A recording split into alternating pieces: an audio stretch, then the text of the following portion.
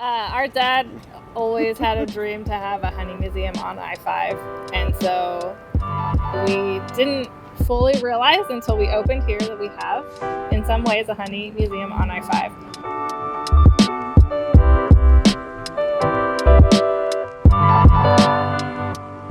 Hi, my name is Josh Zeldner. I'm Nectar Director here at the Hive and Z Specialty Food. I am Shoshana Zeldner, Director of Brand Strategy. And I'm Amina Harris, theoretically the queen bee here at Z Specialty Food and the Hive. And these are my children. Z Specialty Food started over, almost 45 years ago, or just 46 years ago. 46 years ago in 1979, we were known as Moonshine Trading Company. My husband started the business really simply. He had been a commercial beekeeper up in Glenn County, and he fell in love with yellow star thistle honey. And when he came back, he'd been living in Davis at the time, and when he came back, he started giving away honey to everybody he knew, as kind of to get them interested in something that wasn't just like on the shelf in the store. And he realized at some point that he simply couldn't afford to keep giving it away. So we went and bought 270 pounds of honey up at the Wenners and brought it back to Davis and put it into jars and started selling it. And that's like the very, very beginning. This beehive box wall are identical hives. So we took them apart and just did this little installation of all these bee boxes. So if you look up closely on them, you can see his handwriting. He left notes about like what he saw in the hive that day. Right, they're all over here. So when people come to the hive, it is a whole experience. People will spend a few hours here. There's a lot to take in and do. We have more than 30 different varietal honeys. That means honeys that come from true to type, single source, monofloral honeys. So visitors can taste all of those honeys if they so choose. Usually 30 is a few too many. But they, for most people that come here, that's the first time that they get to taste two honeys from two different flowers right next to each other. So it's pretty eye-opening for them, and then they get to do it again and again and again. So it's a lot of learning. They're learning about honeys and pollinators while they're tasting at the honey bar. The idea is that essentially you go from the very beginning, you're just smelling the flowers and the nectar.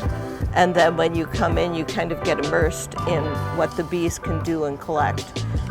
When you come to the Hive, you're surrounded by 2 acres of pollinator habitat in an industrial setting where you can enjoy tasting 30 different types of honey from all over the country.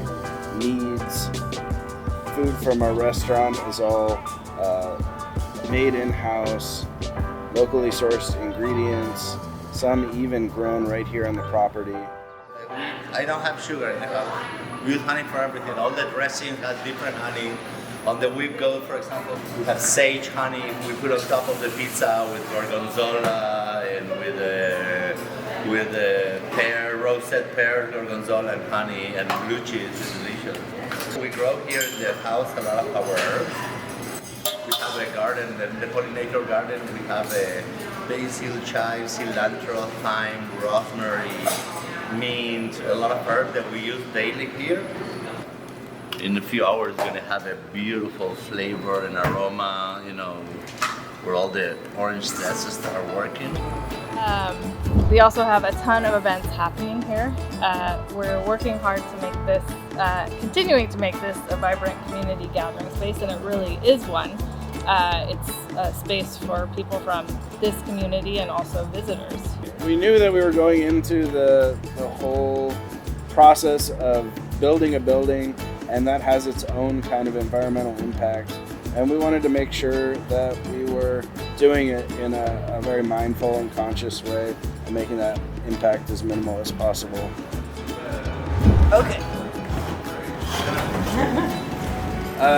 This is our warming room. It's the beginning of our production process. Most of our honey in our warehouse is all crystallized. We also have crystallized 700-pound containers of honey here at the Hive, and we bring them in here to liquefy so that we can filter them and bottle them.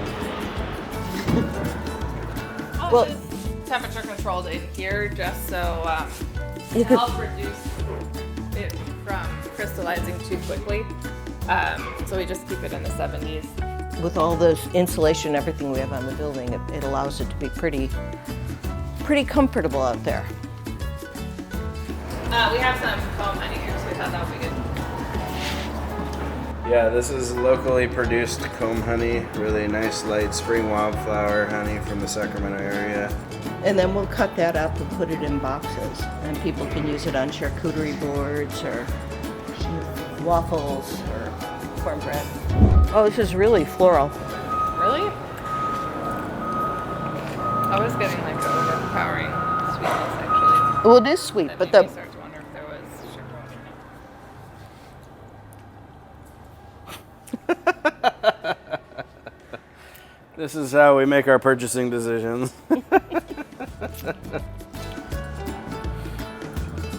it's really nice.